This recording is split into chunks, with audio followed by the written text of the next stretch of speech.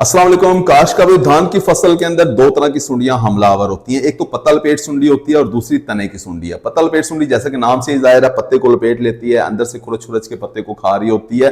हमारे काश्तकार दोस्त इस सुंडी को कंट्रोल करने के लिए स्प्रे करते हैं। स्प्रे करके इस सुंडी को बहुत अच्छे तरीके से कंट्रोल कर लेते हैं।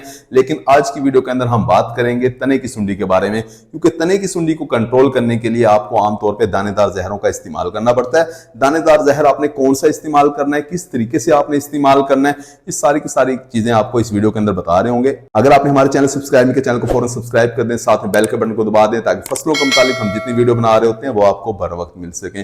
काश का भी सबसे पहले तो आपका सवाल ये होता है कि दानेदार जहर का इस्तेमाल किस वक्त किया जाए। देखिए, आमतौर पे दानेदार जहर का इस्तेमाल जब पनीरी शिफ्ट किए हुए 20 से 22 दिन हो जाएं, 25 दिन हो जाएं, तो पहली दफा दानेदार जहर की पहली किस्त आपको डाल देनी चाहिए।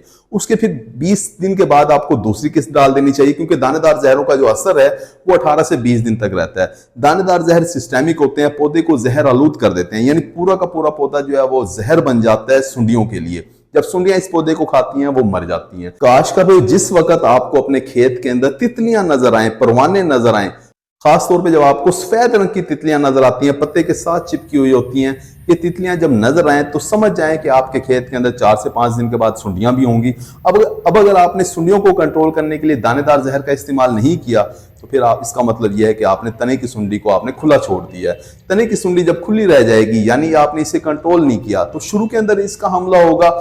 आपको दरमियान वाली कोंपल जो है पौधों की वो सूखती हुई नजर आएगी, बहुत से पौधे खराब हो जाते हैं। अगर इसका हमला थोड़ा लेट हो, यानी 50-55 दिन की फसल के ऊपर अगर इस तने की सुंडी का हमला हो, तो बाद में जो मुंजर निकलेगी वो सफेद रंग की निकलेगी, जिसके अंदर दाने नहीं होंगे। हमारे काश्तकार परेशान हो जाते हैं, उस वक्त भी पूछ रहे होते हैं आप कौन से जहर का इस्तेमाल करें।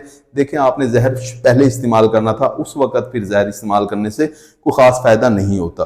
काश को दानेदार जहर आपने कौन सा इस्तेमाल करना है, मार्केट के अंदर बहुत से दस्तयाब हैं। एफएमसी कंपनी फर्टीरा के नाम से दे रही होती है, जिसके अंदर क्लोरेंट्रा नीलिप्रोल जहर है, 4 किलोग्राम की पैकिंग के अंदर ही मिल रहा होता है। सिनेटा कंपनी वेटाको के नाम से दे रही होती है, जिसके अंदर क्लोरेंट्रा नीलिप्रोल जहर है, साथ में थायोमिथॉक्सम है, 4 किलोग्राम से लेके 8 किलोग्राम की पैकिंग के अंदर आपको ये भी मिल रहा होता है।